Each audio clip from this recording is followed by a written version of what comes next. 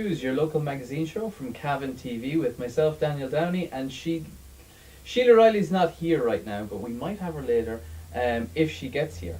So right now we have two stunning, brilliant guests, Sean McKirenan and Elisha McCaffrey. So how about we do a little bit of introduction, starting with yourself, Sean, and working our way in. All right. Well, I'm Sean McKirenan, Mm-hmm. and I'm from Ballabrook, County Cavan. Very good, very good. And I may have been on this programme No stranger to Cavan TV, half Sean. a dozen times. I think I launched this programme or some version of it. You launched this actual program. You were on the very first show with Kate That's when I Reynolds. used to be somebody. You still are somebody, Sean. So- Actually, what is the situation now? What does your Well, I had a future very hold? enjoyable. I had a very enjoyable year as Cahirlock of the council, and Mhm. I had a little bit of respite over the summer, and then obviously was heavily involved with Flag Ceol, and involved myself in the press office there, Mm-hmm. and in meeting some of our foreign press, Yeah. and some of the foreign ambassadors came to the Flag Ceol. Very good. So that was all very enjoyable, Mm-hmm. and I don't know. I suppose I await the outcome of the local government reform report with interest. Mm-hmm. And I suppose I intend to defend my seat in the council, God willing. Very good. Very And good. if there are any other offers in the context of the European elections or that, I'm very willing to accept them.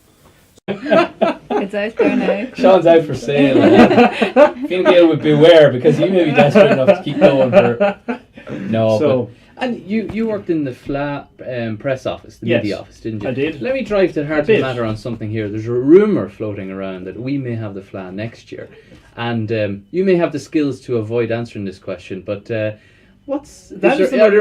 is there anything to this wild rumour that's floating around? well, I don't know where that came out of. I mean, Okay. the Coltas or Corla would have made their decision to go to Mhm. Derry Yeah. over a year ago, or Mhm. nearly a year ago, and preparations for that are well underway, and Cavan people on a voluntary basis are travelling up to Derry and giving their advice. Yeah, and yeah. as we know, Derry is the UK City of Culture next year, and there's Very significant financial resources behind that. And Mhm. I know that from a peace perspective, it's a very exciting prospect. There's great opportunities for building bridges. I know that Yeah. has become a bit of a cliche, but there are great opportunities to do that. And I know that Senator Laura Samuraku, the head of Coltas, Mhm. is hugely excited by the fact that it is the first time the Flag Ceol will go north of the border. Good. And there's great symbolism involved in that. And it is worth noting, because a lot of people say there might be violence, whatever, it is worth noting that Martin McGuinness and Peter Robinson Mhm. made a joint lobbying effort to Very help good. secure it. So all that's very important to know and realise, you know. Good. Good. I, for one, would like to see it in Derry because. So Well, hit although- that rumour, whoever, Yes, whoever yes. came up with Well, that. I've hit heard it it back several into times its in the box. last 2 weeks, but I have to say that It might be the business people of Cavan and the rest Hoping. of us having lovely dreams Yeah. at night, hoping. And I was sitting in traffic outside Dunn's earlier today, or one of the other days, and admiring the fact that the flowers are still quite resilient, Yeah. and the well. town is still looking well. Yeah. And I just was casting my mind back to being able to walk the streets at 2 or 3 in the morning, and there being such a buzz about the place, and yet there being relative safety as well in doing that, you know. Yeah, So. yeah. We'll move on to Elisha McCaffrey, who we Hi, have, Tanya. who's our County Cavan digital switchover champion. Isn't that right? Yeah, digital outreach champion. Okay, digital outreach Yeah. champion. So what are you doing, or what has to be done? We've had you on the show before talking about Yeah, this. so I've Remind folks. been on the show before, speaking of the digital switchover, which is less than about 30 days now to the switchover on the 24th of October. So people's televisions are going to go blank. The analogue signal is going to be turned off on the 24th of October. Mhm. So people need to either sign up to Sky. If people are already signed up to Sky, then they're fine. They'll still continue to receive RT through Sky. Yeah. If people are on piped or cable TV within the town, Mhm. they're okay. They don't need to do anything. But for those who are still using the old analogue system, they need to then decide whether they're going to go with Sky or sign up to Searview, which is the new Irish TV. So they need to purchase a set-top box or a Searview approved television. This week has been National Digital Switchover Week, so the 26 champions all around Ireland have had a crazy busy week. You've been run off your feet yeah. this week, haven't you? Yeah, organising events and been all over the county trying to create more awareness of the switch over. And the general consensus is that people are very aware of the switch over. A lot of people have made the switch, and we're out there trying to clear up issues for people that haven't made the switch over. What are some of the more highlighted issues that people are bringing to you? For example, I know that some people, especially on border counties, are asking about BBC, UTV. Yeah. What are the more pointed issues that people are bringing to you? That people are worried about losing their Northern Ireland stations. So some people that have made the switch are continuing to receive their signal through their Searview box. Some people have purchased a combi box, which is their stations from the Republic of Ireland and from Northern Ireland. Okay. And people shouldn't worry, because people that have made the switch over, come the 24th of October, when the digital signal is boosted to full power in Northern Ireland, they may get it at that stage. So they shouldn't panic. They should speak to their local retailer or installer if they're worried about it, or wait until the 24th and they'll see whether they get it then. Excellent. Yeah. And any interesting stories from your wanders around the county trying to promote the digital switchover? It's been a busy week. I met lots of very interesting people. Been in Mullahoran, Killashandra, the Tullochmungan Resource Centre. Been in Templeport, where there was a couple married 60 years. Wow. 60 years. Yeah. Brilliant. So 60 years of television together. Excellent Watching the one stuff. television, not two separate televisions in two Yeah, rooms. well, yeah. So well. Television brought people together back then. Yeah. Now we can afford two televisions. We can afford to avoid each other. Yeah. People with 5 televisions. So 5 televisions, 5 boxes. Is that right? A box for every television. Yeah. Okay. So, it is expensive. The boxes retailing from €60 to €100. The reason for the range in price is just product and quality, and then some of your cheaper boxes don't have teletext. So it's important for people to check that out. So what would €100 box give me? Like what does it See, do? My shopping and iron my clothes, or no, like €100 for? Yeah, no, it gives you your RT stations that you currently receive, plus Searview are providing 4 new Irish channels, which is RT News Now, 3 RT1 plus 1, and then the Kiddies channel, and then you get 10 radio channels as well. So they have extended their service, so you're getting more channels. Yeah, Very good. Can I make one suggestion? Because I've made the digital switch over, okay? So you can fill in one of those sheets from me. But I have to say that the Kiddies channel finishes at night time and goes blank to radio, okay? What they should do is they should loop old Kiddies. You know, what did you watch when you were kids? Did you watch Bosco or stuff like that? That's what they should loop. I watched the news. When you were a kid? Sean! I'm only joking, I watched Bosco. and the news after. I used to watch a lot of the stuff on the BBC actually. Danger Mouse. Kind of and furthermore, that kind of no, that was at ITV. Okay. Yeah. So Right. furthermore, Very well. stigmatising me as kind of a West Brit type Fine Gaeler. No, I used to watch, and of course Derek Davis and Thelma, what was her name, had that programme on RTE. Mansfield? Because Thelma Mansfield, because before you had the Den as such, they used to have some sort of afternoon programme. Live at 3. And then that fed into a couple of cartoons. And then, of course, I think the Den came on, and it used to be Dempsey's Den. Yeah. And then, of course, who came after that? It didn't go immediately into Radio RC, I don't think. Or maybe it did.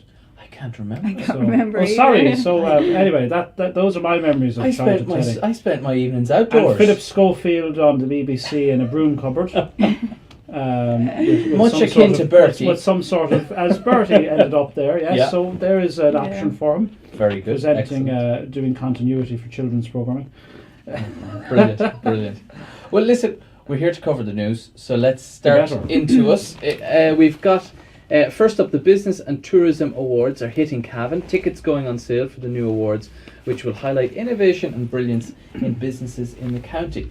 It's on the 27th of September. Am I correct there? Thursday. This Thursday coming. Yes. And so you're going, Sean, I presume. I am. Very Yes. good. I have the tux dusted down. Do you have to wear tux? I believe it is black tie. Oh, is it black tie? Oh, okay. Oh, sorry. Oh, Of course, so it would be really black silly if tie, I turned folks. up in a tux and And everyone thought I was a waiter. Yeah. Casual. And the tickets are €70. Yes. Wow. Are they? Yeah. I was going to go until I read that. Wow. Well, I assume we're going to get more than a buffet. I hope you're going to get So- more than the But book. Yes. even at €70. Well, I'm not here to defend the Chamber of Commerce. So. No, of course, but at the same, But does that go towards a big fund for charity? Or I have no idea. I'd like to. I have absolutely no idea. It's incredible. I think that I think as a concept, I think it's a very good one. Mm-hmm. It's brilliant. I think this is something that happens in a lot of cities like Cork and Galway, Mm-hmm. and I think as a county of 70,000 plus people, we're quite entitled to have an event like this. Yeah. I met Vincent Reynolds recently, and he was discussing the fact that he has his own business awards within Cavan Enterprise Board every year. Yeah. And all of the businesses that have won those awards over the last 14 years of those awards are still functioning, Brilliant. still employing people. That's fantastic in yeah. the current climate, that they Exactly. are still going. And they're not household names, and there's always this sense of grievance that we don't have big factories, big international names located here. But there are so many people who own their own businesses, maybe employ the rest of their family. But that's the And thing. It's it's those going on at a SMEs low that level, that are the foundation, the And core it's of really local important economy. to recognise them, because it's Yeah. not easy, keeping your own business and running it in the current climate, So I think this is something similar, and I think the fact that Taoiseach is coming, of whatever party he might be, if it wasn't Enda Fine Kelly, Gael. I think it is important. It's probably the highest national recognition you can give, Yeah. and I also think it builds up the momentum from the FLA. Mm-hmm. That momentum is carried forward. The county council is trying to rebrand the county, coming up with exciting new, This is Cavan, Cavan. Yes. Yeah. exciting new imagery, very modern, very fresh, very cheeky in some cases. So these are exciting times, and this is kind of the legacy of the confidence that we've been given. Yeah, I was doing a little bit of work on that This Is Cavan thing, and I had to take the new branding page, and when I looked at it, it's fantastic. It's sharp, it's snazzy. But my only thing was, how many clip art pictures can you fit on one image? There's just pictures. But now But it's brilliant. now, It's very but I good. want to say that is not clip art in the sense people might understand it. All of those are images. A lot of them have been captured over the last 2 or 3 years during the Flag Ceol. Yeah. They're all authentic Cavan scenes. Yeah. And I think it does reinforce the undiscovered potential that we have. But I think a large poster of that blown up, people will actually take time to look at that and realise, oh, I remember this, and I remember that. Yeah. It'll make people appreciate. So it's not only for attracting people into Cavan, it's also for Cavan people to celebrate. Yes. What Yeah, has it's- been achieved. Yeah. Yeah. It's a great brand, Cavan. I met a family in a bar recently, and they were hosting American relations, and they had been to Cork, they had been to Galway on longish day trips, sightseeing, and I asked them had they gone to see the Marble Arch Caves, which I know are just inside Fermanagh, but they're part of our cross-border geopark, which we run on a joint basis, and they hadn't even heard of them. So I immediately went off and got 3 or 4 brochures and put them through their door for them. And I hope that was last night. I hope they said they hope to go today. Have you been to Marble Arch? No. The first time I've ever been to Marble Arch Caves was a few weeks ago. And I have to say, they were fantastic. They were brilliant. I advise anybody to get up there and do it on a weekend or something. But I was ashamed that living in Cavan so long, I had never been to it. Yeah, I haven't.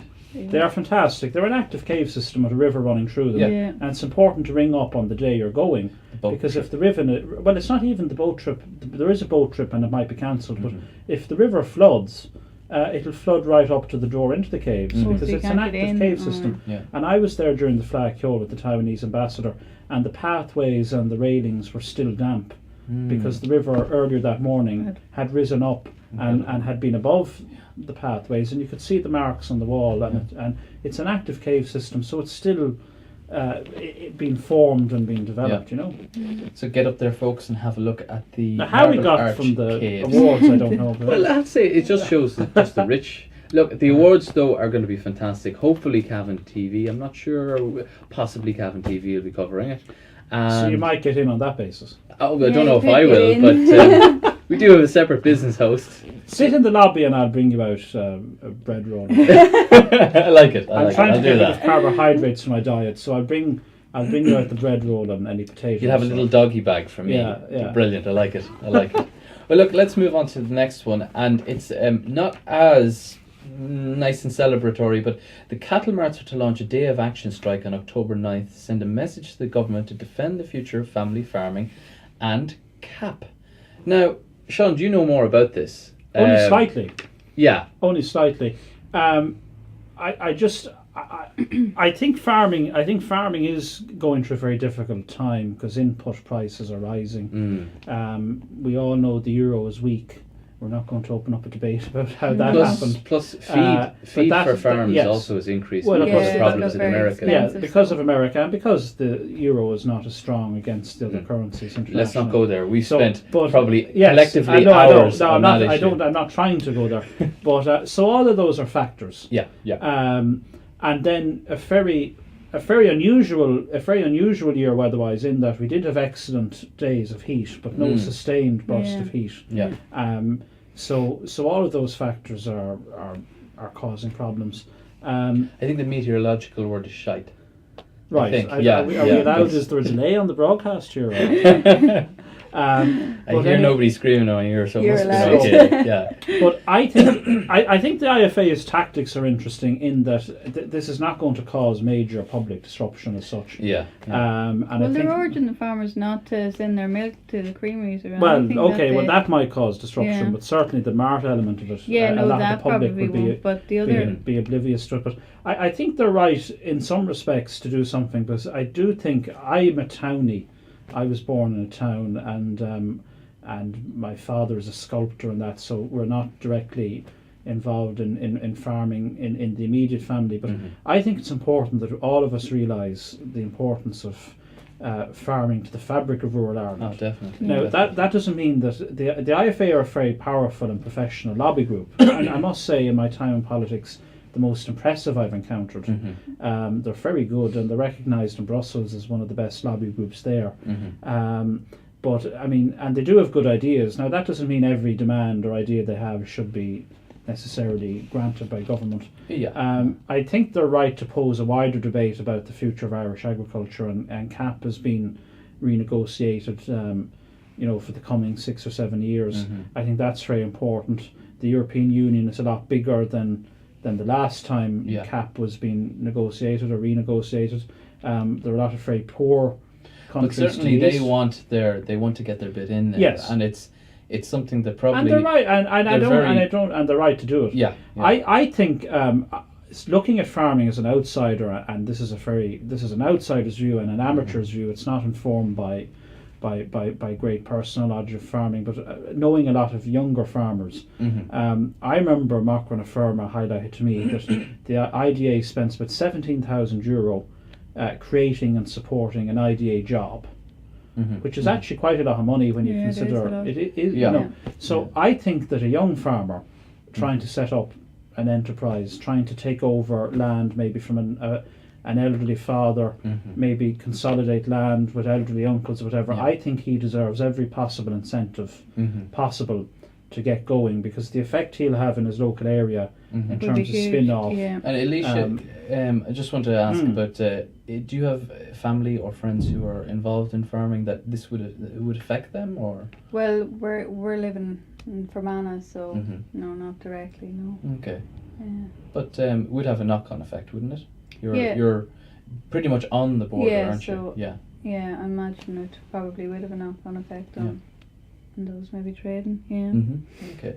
But no, that's interesting. That I didn't realise that the milk may be withheld. That's what they're ordering. A supply yeah, withhold is. It speaks So we'll all have volumes to- sometimes we'll all in drink modern. green tea that day. Yeah, they're Yes. urging all farmers to stop. No, absolutely no trading or anything that day. So Interesting. So there's there a big is a bigger divergence. effect. I went out for lunch during the flag Ceol with my successor Paddy O'Reilly, and he ordered a pint of milk, as he often does, and he asked the price of it, which I can't remember, but he noted the big divergence between what he was getting. Yeah. And I know that's a simplistic argument, and that these things have to be processed and transported, etc. But there is still a big difference. But Sean, it's that simplistic argument that impacts on the everyday person's perception of economics, I suppose. Yes. And that's real economics for people, is how Well, that's much how the extra farmer they paid feels. from last time. That's how it's also how the farmer feels. He knows how much he got for that. Yeah. And then he sees it in a sees restaurant it, or a yeah. cafe, Yeah. maybe 10 times as much, you know.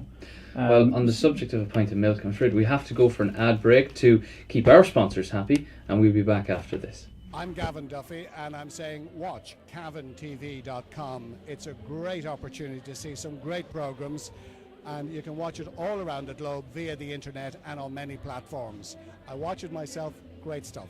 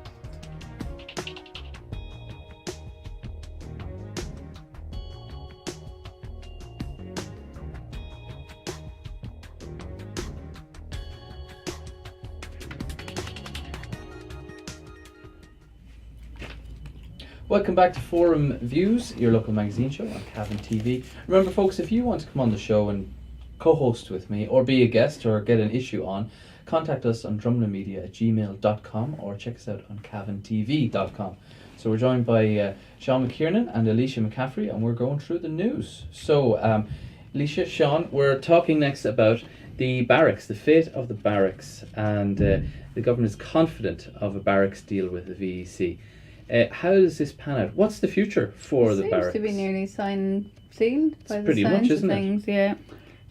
Can you talk? I can't. No. My broad smile and cheerful demeanour should say enough, I hope. Sean's vocal cords can't give us an exclusive on Cavan TV, but his body language can. He's telling us. No, I think we all know what the VEC wants to do with it. Yeah. Unlike Monaghan, and I'm not going to go on a rant about that, but unlike Monaghan, we don't have to knock any buildings or get money for a capital project. We can It's right move in there. very quickly. Yeah. And I think it'll be a huge boost to Cavan Institute. And I hope next week we hear something official. Mm-hmm. So that's all I want to say. Yeah, I think very it'd be good. great. Yeah. I think it'd be great too. Yeah. Cavan Institute is like a major industry in this town. I don't think people maybe think enough about that or acknowledge that enough or realise that enough. Yeah. It is you've 1,600 full-time students. Mm-hmm. I can't at least maybe 1,000 part-time. Yeah. And maybe more. But is or there the night money? classes, you know? Is there the money to invest sustainably in keeping this going, in having the barracks set up? Is there the footfall to get in there to pay for the bills, basically? Well, I would think, and I don't want to be revealing things. I don't want to reveal things when I shouldn't. But I would think Have a if go, if Sean. everything Expose. I would think right. I'm trying to be as diplomatic as possible. I would think that there are savings if you consolidate an institute from a scattered campus all across the town Centralised. in various buildings Mhm. and centralise them They'd be into a saving building you own. on rent and that anyway. Yes. Yeah. So without saying, So- we've just got the Cavan Institute strategy for the next few years, folks. Without saying anything. That's not an exclusive, that's just a hint. No, you've read into what I've said. Of course. Yeah. Look, let's move on to the next one because time is running on. After 272 days, Lagan Brick is finally resolved. It was a long time getting resolved. But Huge. Yeah. Yeah, So- that's so Siobhan's covered this last week's show. So this is kind of an update on what's going on. Fantastic that it's been resolved before the cold weather kicks in as well. Yeah. That's very important for the guys and girls on the pickets. They've left the picket line, but they're still sort of keeping watch until the money goes into the council. And So what do you mean keeping watch? Do they kind of someone sitting in a car outside I waiting? think they're and- still sort of monitoring the premises. Okay, and, that's yeah. interesting. Yeah. Interesting. Okay. Yeah. Because there's a And- substantial amount of stock there that was kind of part of the dispute, wasn't there? Yeah. Yeah. Mhm. Yeah. That is worth a lot of money, and yet the contention was we can't afford to pay you. Yes. Isn't that the, yes. yeah. I think so. Well, So- speaking about no pay, no pave, the next article, Cavan Council follow in other councils' footsteps. Sean, Sean. Elisha, what do you think of this? Let Sean. But the first thing I want to say is that I met Joe McLaughlin, whose picture adorns the article, and he never actually said no pay, no pave. That's Mhm. creative headline writing. We see, by yeah, the the Anglo-Celts. matching It's not of a direct quote. no pave, say council, and Yes. Joe's picture underneath. Yes. It's an interesting Yeah. format. Yeah. I look. There are a range of very strong views on the household charge, and I'm sure there are people whose blood pressure is rising Mhm. as this is broadcast. But I kind of to give my perspective on it. When I was chairman, I don't keep mean to going back into the past, but when I was chairman, we passed a budget unanimously in the chamber. All parties signed up to it unanimously. We debated it at great length, but we adopted it without alteration on a unanimous basis. That was on the strength of certain monies coming from national level. Yeah. Yeah. Now, then the minister, to encourage compliance with the household charge, decided to link the local government fund, the money that goes in your taxes and your pay to central government and is reallocated back down to us. Because unless you're in business, there is actually no collection method of tax for Yeah. local government in this country, unless you're a business person. So business people pay for local government. They pay for it in rates, in water, in sewage, and anyone building a house pays, but no one else is paying. So Yeah. that's not a very wide base. So anyway, he linked it in. So that meant the money we got in the third quarter went down. We cannot spend money we don't have, so we had to implement cuts. Now I gather that if we hit 60%, the cut will be less severe, and if we hit 65%, we will actually get our full money. So that is a relief. So we're in this county, we're at 57%. So it won't take very Sean, much to hit 60. behind the payments, though, the strategy that is being adopted by certain county councils. Well, there's two elements here. First one is the strategy being adopted is, in some cases, quite unfair, because you can be isolating people and targeting people who have paid their household tax, but they fall into maybe a road or a community that didn't pay in the majority, and that individual will suffer for having abided by the law. The second element behind it is that the household charge, from a budget point of view, isn't not just a bit crazy to be limiting budget, cutting budget. I think we have another article also about the national, that the county councils are being cut. Councils face more cuts, which is very unfair on councils. Cuts as a result of this. I do want to point out that Cavan adopted, I think, a very mature attitude that a good bookkeeper would salute, that if we are told we're not getting money, we don't continue to budget to spend money we can't account for. Now I know from talking to colleagues around the country that their attitude was more blasé, that there may be capitulation on this, that we won't cut anything until we know it. I think the days, and this was common in the public service, of going over budget and appealing to national government to come and bail us out. Yeah. And it was rampant in the HSE, it was rampant in the old health boards, it was rampant in some large councils parts like of local Sligo are government. going to need a bailout. Yes. So. They've run up 10 million in debt. Now, they would blame the fact that Sligo Borough Council eats up a lot of the rate space in the county. But if you know you have a low rate space, if you know your income isn't low, then why would you spend money?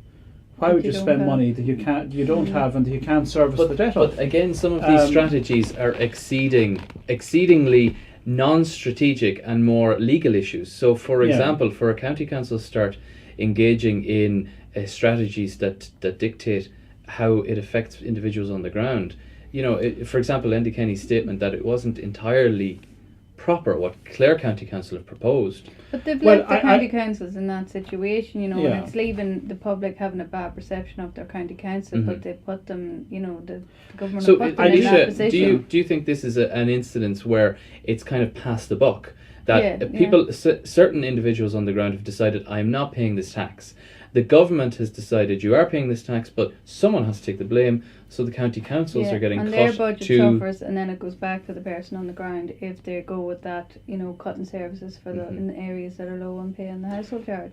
Well, I a couple of things on that. I think if local authorities have been given the primary responsibility for collection on day one, we might have had a different story in terms of compliance, because there's a huge level of expertise in our rate collectors who visit businesses and have built up good relationships with business. Yeah. You know, there could have been some accommodation made for people, and I don't personally believe €100 is a great deal of money. You know, But you know, less than 30 cent a day. but €100 for is some still people it might be. But But €100 it's is also still work- something. Yeah. It's But a it is tax a- on yeah, a house. But it is also worth From a pointing government out, whose leader said in 1994 that Well, you know it's allegedly- immoral allegedly. to tax. allegedly, just because someone Actually, well, quoted. well, just It's in because someone- 1994. He was just sort of because saying someone puts it's immoral just to because someone tax puts a a picture up on property. Facebook and puts a quotation beside it doesn't actually mean that the person said it. So I don't know is that on the Dáil record or where that quotation comes from, but that's well publicised on Facebook. But as I say, just because someone puts up someone's picture and puts quotation marks and words beside it doesn't mean that it was said. If I can give an alternative view about what we should be doing, if I was Taoiseach in the morning, I think we should have directly elected mayors.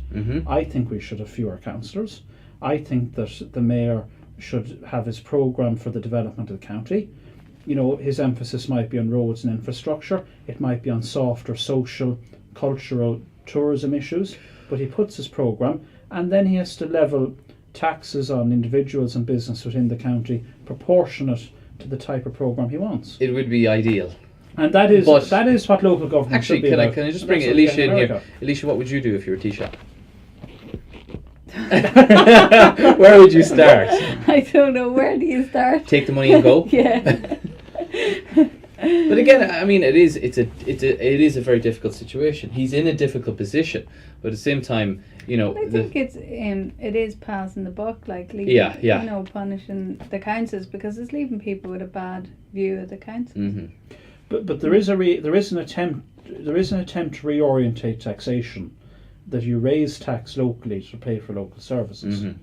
So this ridiculous concept of sending money up to Dublin and sending it back down and employing lots of people to push pen and paper and fund it around. There's an awful lot of that's money done away wasted with. doing that. Yes. Yeah. but it's And but it's that a is- certain that is shock the to attempt. try and realign that in the Yes. space of 9 months. Well, I accept that. You know, but we're and to going have to if you're because You know, we're being cut of services as a result Yeah. of something we didn't even realise But Daniel, 8 months ago. But Daniel, let's be very clear and not be dishonest in our debate with people. That, you know, when you strip out all of the servicing of banking debt, this country still runs a structural deficit of 10 to 11 billion. Yeah. You know, when you strip out banking and all, and everyone's pissed off, and we were allowed to use that word you swore earlier. Everyone's pissed off at the banks. You know, put that into another room. Put that into the Yeah, blue we're cupboard, still and we the still have a system is deficit. still Yeah, running We a still have deficit. Yeah. And you know, things like the health service and social welfare Well, we'll come to are that demand led. They're demand led. So you have to. We have universal systems of care and of benefit.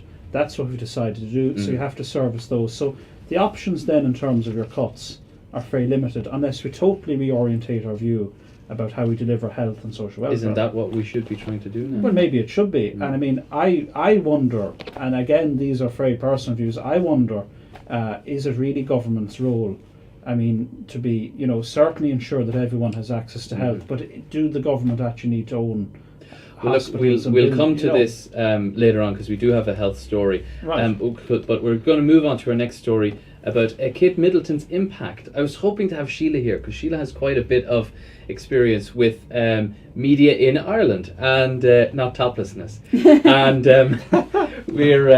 it's just, you know, the Kate Middleton story started as kind of a quirky Anglo-orientated story which has had a huge effect in France and now in Ireland. It has had a big effect on should it have happened, should it not have happened. You know, the editor who has been asked to stand down, did say, "I'm going to print these." The day before he printed, nothing was said. So, it's an interesting story. Is it disproportionate to, first of all, call for someone's standing down after they give warning that they're going to put these pictures up, and disproportionate to ask for the paper to be shut down even afterwards? It's maybe.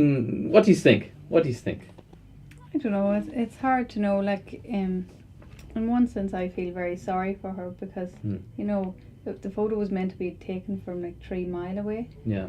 And she was on a holiday with her husband, and to have that privacy invaded. But then, in another sense, she sort of should have, have her, self covered and protected from that happening. Being in the limelight as she is.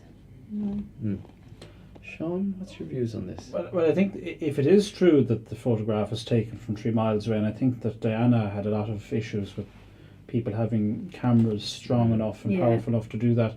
I mean, it's a very sad world because, then you would be constantly taking precautions. Then you couldn't really truly enjoy yourself or do things. I think it's very vulgar. And I don't mean the fact that she went around bare-breasted, but the fact that her privacy was invaded. And I wouldn't like that to happen to any relative of mine or to anyone I know. Is it needed? Do you think? Is it needed that we need this case to install some privacy laws into the media? So. Yeah, just because she is in the media and is well known and is in the royal family doesn't give them a right to invade her privacy and take pictures of her. Nor any other person that's in the media. Well, you see that, but it's again, there's a fine line between privacy laws and censorship. But if there was something installed, maybe to say that, within half a mile. But there is no newsworthiness in there. Now, if there was a convicted felon on the run from Irish justice or justice in any other country, who was clearly living it up, uninterfered with in a foreign country, I wouldn't be particularly upset to see their picture and exposed and maybe bring them to justice. But a young lady who happened to fall in love with the first in line to the British throne, that's not a crime, is entitled to holiday wherever she so wishes. Well, on this issue as well, though, Sean, can I ask you, Alan Shatter's solo run is one of the headlines for this week as well. Yes, I saw that. And from a political point of view, is that really wise for Alan Shatter to have just gone on that run without consultation, without consulting his colleagues? Well, I'm not. I'm not familiar. I know it's called a solar run. I suppose everyone at the moment, all sorts of ministers have ideas which are aired in public, and if they're good ideas, they're lauded, and if they're not good ideas, they're accused of solar runs or kind of divorced from things. Alan Shatter is a very deep and experienced legal mind. He's someone who should have been in cabinet maybe 20 years ago. So I suspect he has a lot of ideas that he wants to implement, and this could well be one of them. In this particular case, he's been so sharp that he took his judgment and made a decision without consultation, assuming that it was the right decision. Well, I don't know. As I say, I'm not. The stories in front of me. I've briefly read it. I've briefly read it. Well, it is. We should debate and flesh these things out. But it is his right as Minister for Justice to put in front of the Oireachtas any bill he so wishes, and I'm sure there'll be lengthy consultation, and there'll be green papers and there'll be white papers, and people will give their input. So that that is democracy. I don't think because he's vocalised the intent for it that it'll suddenly become law. He's not that. That he doesn't have that power, and thankfully no one has that power. They are vetted by the Oireachtas to some extent. We're going to move on to our next story. Pensions cutbacks. Where are we going to find well-off retired people to... it's a huge issue. So let's skirt it and let's just explore it a little bit. Elisha, what do you think? Old age pensioners, do you think we can find some who have spare cash that can... Well, I think it's unfair, and just being out over the last couple of weeks, our target group for the digital switchover is older people, and they're so scared, and the digital switchover is costing them money.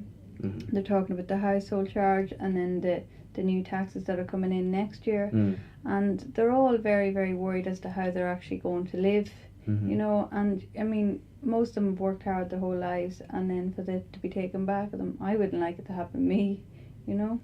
So I think it's unfair on the older people. Yeah. Sean, what's your impression on this one? Well, again, Brian Hayes is the minister who prompted this row, and he said something, and of course everyone jumped on him. I think the core of this, and I alluded to it earlier, is the concept of universality. That a decision was made many years ago in this country for political convenience, and then obviously implemented by everyone who's in government at some stage, that you have universal benefits given out to people irrespective of their circumstance. And that was shown up with the over 70s and the free medical cards. And when you attempt to take that back or roll that back, and I think the income threshold there was in the region of €700 or something per week, which is significant, a significant amount of money. You know, and you had 10 or 15,000 people coming to the Dáil. I gather a community, Ballyhee, I think it was, in Cork, marched on the Dáil because they nursed their views about bondholders, and only 100 people turned up, and they were trying to rally people on their way to Dublin, and only 100 people turned up. So Irish people tend to be very annoyed and vocal about things which directly affect them, and then things that might affect wider society tend to be, you know, they don't tend to march or create protests about those, unless it's a dump a couple of doors down from them or something. You know, but I'm deadly serious. Yeah, but I have seen packed public meetings on mobile phone masts, on dumps, and I refer to my own community directly, and people will probably assume I am anyway. I've seen those type of meetings where literally hundreds of people pack a hotel. The local Tidy Towns group has a meeting for new volunteers. And do you think that has the effect that people want it to have? Do you think that actually makes real change? It certainly makes change, but I don't know. Is it for the good? Because I do think. But isn't mass mobilisation something that we should be able to do, and it's good expression of our opinions? I'm not saying people don't have the right to mobilise, but I don't think. I genuinely, and I think history. If you study history up to now, it'll prove this theory right, and it will into the future. Just because people are well organised and very vocal, and are able to tap into public emotion of a given moment being the important thing. I think I know what you're referring to. Doesn't necessarily mean that that's public opinion, or that that's a good policy decision. But likewise, a government decision against, when a government comes out and makes a decision, and then a huge amount of people demonstrate against it, does not necessarily mean that these are rare few individuals trying to capitalise on the moment for their own personal gain. Well, for example, when the pensioners marched.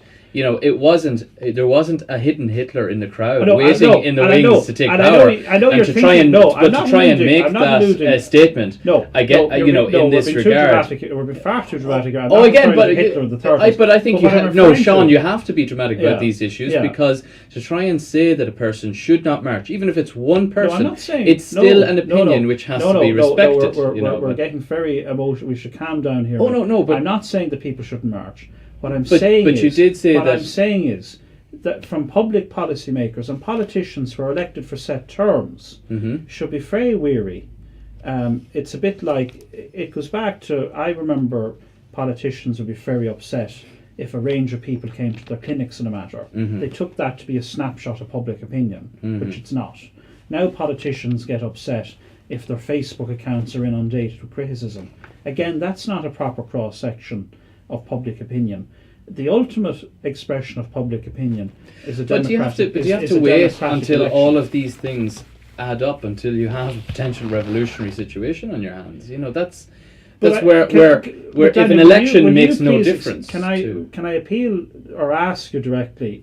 Do you not? Would you accept then the policy decisions? And we're going well away from this. We are. We have to move on. In very general terms, should policy decisions be made on the basis of the biggest, loudest mob to arrive at the gates of Leinster House or to arrive at the gates of the Council Chamber? Is that good long-term policy making for the country? If it's 99% of the people, you have a situation where it's a French Revolution or American Revolution, which were a mob and branded a mob, but who won power. No, but it never is. It's never 99%. But those are real cases where it has been.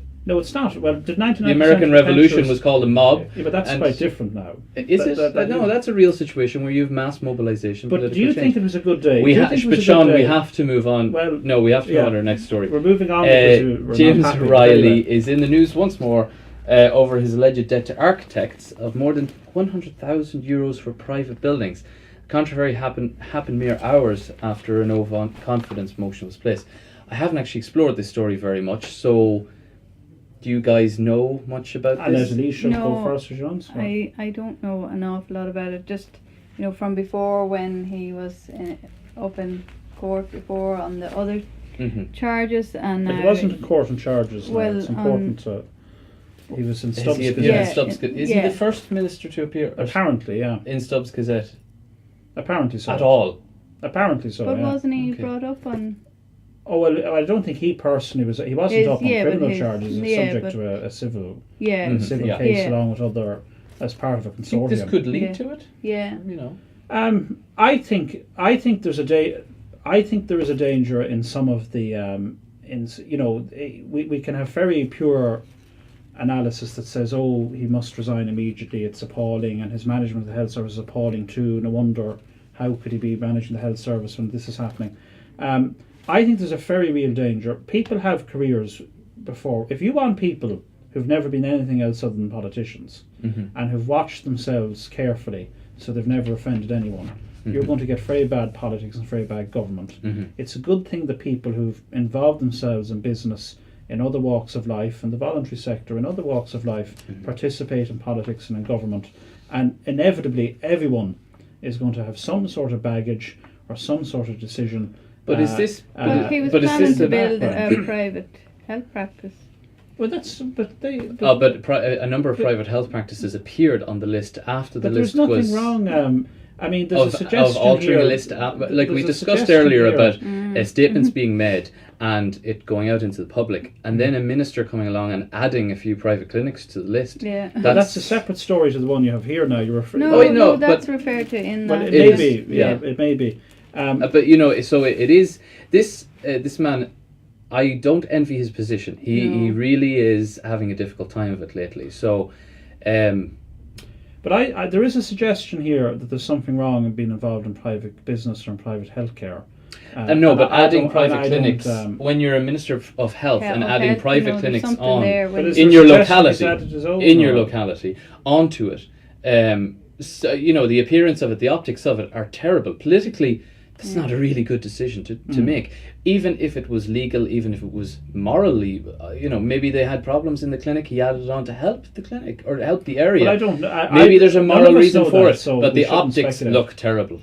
Yeah, but I think I think Dr. James Riley's real problem is that he has quite a radical vision for the future of the health service.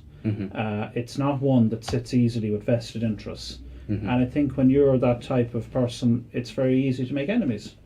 And I suppose that is an unenviable position to be in, because if you have any kind of baggage, and baggage needn't be something that's necessarily wrong or illegal, but if you carry any type of baggage or any type of stuff that can be thrown back in your face, it will be dug up and it'll be used. We have to move on, but it is a good point. Even if the baggage did come out only hours after the no confidence Yes. motion. Yeah. So we have to cut a few stories. So we're moving on to the jobless figures have risen 14,000 in a 3-month period. That's one of the largest job decrease figures since the recession started. So Yeah. it's what's going on? Well, Target closed Yeah. recently, which didn't help. Well, Mhm. the local areas were closed in Newtown, Butler, and some people I know have lost their jobs Mhm. because of that. So that was a huge loss to that area. Mhm. I'm not sure what else. Well, there's kind of the economic statistics for the last quarter are full of contradictions. You have this jobless rise, which I think came out yesterday. Yeah. Today, the ERSI and other people are telling us the GDP was stagnant this quarter, but is still on target to rise this year. But the GMP, and sorry for using these terms, gross domestic product is the money made in the country in totality. Gross national product is the money made by Irish companies and Irish commerce as such. It's gone up nearly 5%, which wasn't anticipated.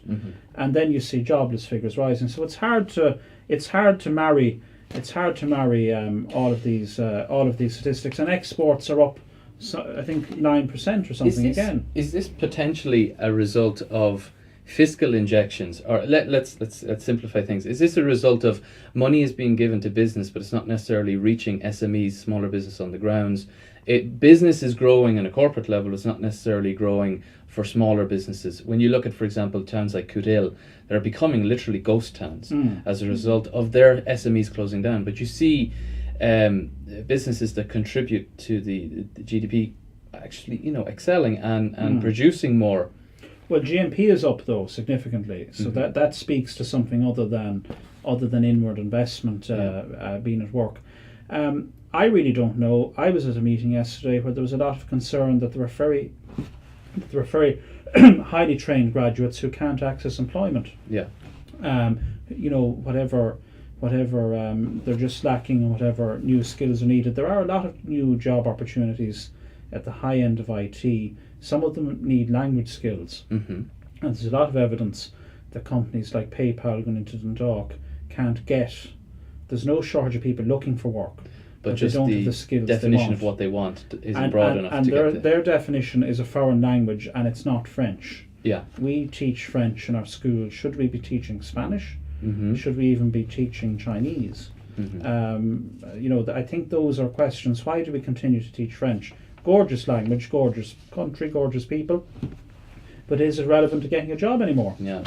Well, look, there could be one potential solution. And it was on Dundee this week. And it's a money bush for sale in Cavan. Brilliant. And I think I printed it out. I was trying to get a picture. I'm not sure if we did get a picture of the money bush from Dundee, but basically this is how it sounds. In 1968, my father inadvertently drove his David Brown Select-O-Matic, a tractor, over a leprechaun in his field. So basically the story is that the guy who's put up the advert, his father drove over a leprechaun, they planted a tea bush over the leprechaun and now pound notes. And one of the best, the next year and all subsequent years, the bush flowered with more and more notes, changing to €1 with the rest of the country.